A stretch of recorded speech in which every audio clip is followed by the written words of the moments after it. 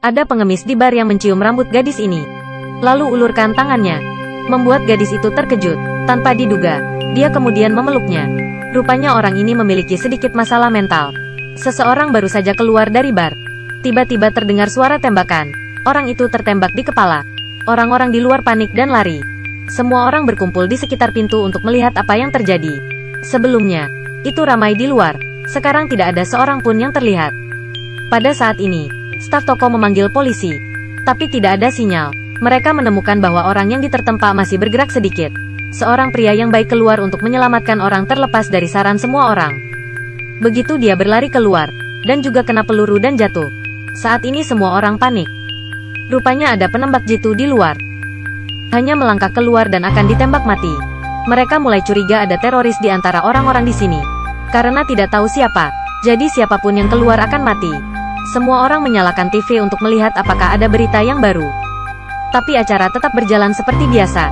Baru saja 2 orang yang meninggal di tengah kota tanpa pemberitahuan apapun. Saat ini seorang wanita menemukan masalahnya.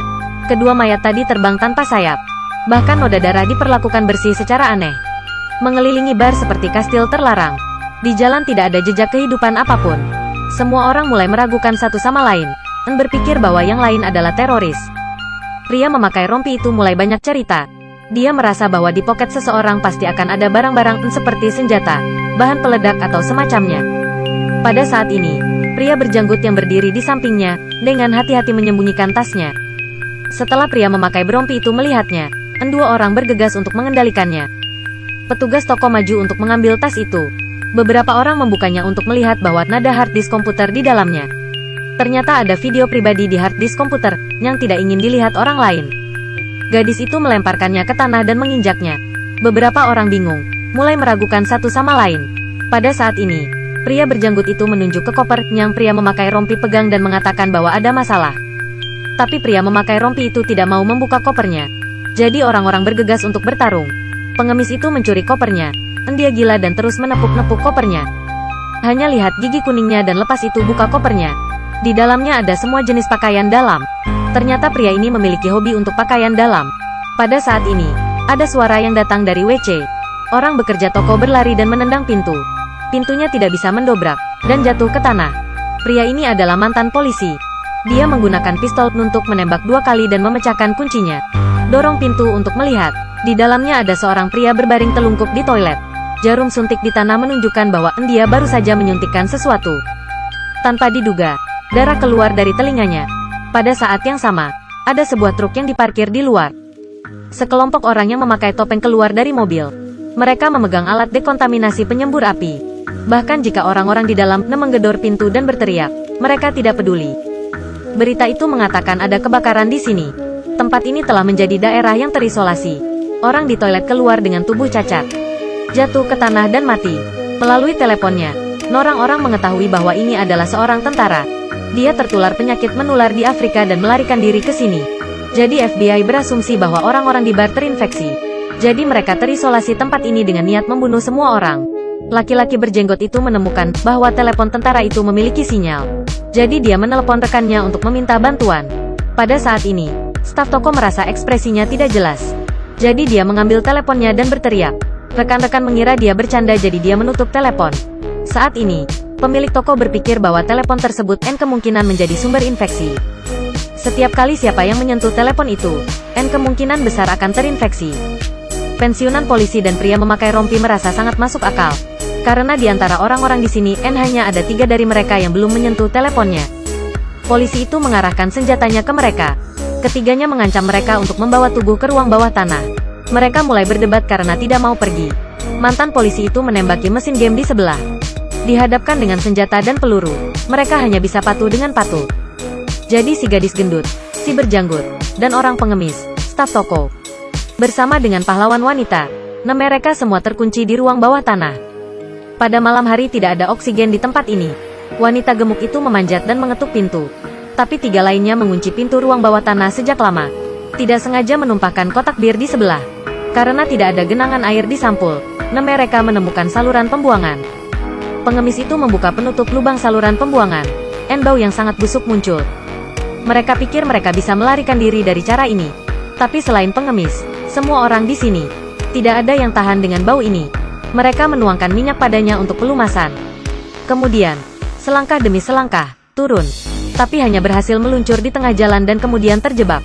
Pria memiliki banyak janggut menginjaknya, tetapi masih tidak bisa mendorongnya. Kemudian mereka menuangkan minyak lagi, dan mereka berdua menekan dengan paksa. Belum lagi, tidak bisa turun, tetapi bahkan tidak bisa menariknya. Tiba-tiba dari atas terdengar suara tembakan. Satu demi satu tembakan terjadi. Setelah sekitar 10 menit, itu berhenti. Api dan asap abu-abu muncul di atas kepala. Itu karena FBI membakarnya karena mereka ingin mendisinfeksinya. Sekarang hanya saluran pembuangan ini satu-satunya jalan keluar. Mereka bertiga bekerja sama dan akhirnya menarik pengemis itu ke atas. Di atas masih terus bakar. Wanita gemuk itu mengulurkan tangan dan mendorong pintu. Langsung terbakar dan tercium bau daging gosong. Keesokan harinya, pria berjanggut dengan hati-hati membuka pintu untuk memeriksa. Bagian atasnya terbakar. Bagian luar dikelilingi oleh orang-orang. Pada saat ini, orang memiliki banyak janggut dan diam-diam mengambil senjata polisi. Pahlawan mengangkat telepon kemarin. Mereka melihat riwayat pesan. Baru-baru ini menemukan bahwa ada serum. Mereka mencari di atas mayat tetapi tidak dapat menemukannya. Pengemis menemukan serum di toilet. Tapi hanya ada 4 jarum suntik dan ada 5 orang di sini. Mereka berpikir bagaimana membagi. Kemudian pengemis itu menyuntik dirinya dengan selang. Pria berjanggut itu marah dan bergegas berkelahi dengan pengemis itu. Dia punya pistol, jadi dia lebih unggul. Staf toko juga bergegas untuk membantu. Tapi pengemis itu sangat berotot sehingga dia mengalahkan mereka berdua. Sementara strapper tabung serum jatuh ke tanah. Si gemuk yang pintar dengan cepat mengambil obatnya. Tapi tidak hati-hati jatuh ke saluran pembuangan. Sekarang hanya bisa memaksa pahlawan wanita turun untuk mendapatkannya karena dia memiliki tubuh yang langsing. Dia mendapat minyak yang tumpah padanya. Butuh banyak usaha untuk akhirnya mendorongnya ke bawah. Pahlawan wanita mengambil serum di saluran pembuangan. Tapi sekarang dia menolak untuk naik. Menolak memberi mereka obat-obatan. Dia dengan cerdik menyembunyikan obatnya. Di saluran pembuangan dia melihat FBI mensterilkan 3 mayat. Sisanya menggunakan tongkat kayu untuk memecahkan saluran pembuangan. Pipa saluran pembuangan juga sedikit lebih lebar. Satu persatu, mereka melompat ke saluran pembuangan. Tapi kakak gendut masih sangkut karena badannya terlalu besar. Mecat begitu erat sehingga akan pingsan. 2 orang di bawah membutuhkan banyak upaya untuk menariknya ke bawah. Pria berjanggut itu mengambil kesempatan untuk menyeret pengemis itu ke dalam air dan mengambil pistolnya. Setelah 2 tembakan terdengar, pria berjanggut yang memegang pistol muncul. Tapi 3 tapung obat tidak cukup untuk 4 orang. Pria berjanggut memegang pistol ingin menembak seorang karyawan toko. Sekarang sarafnya tidak biasa lagi.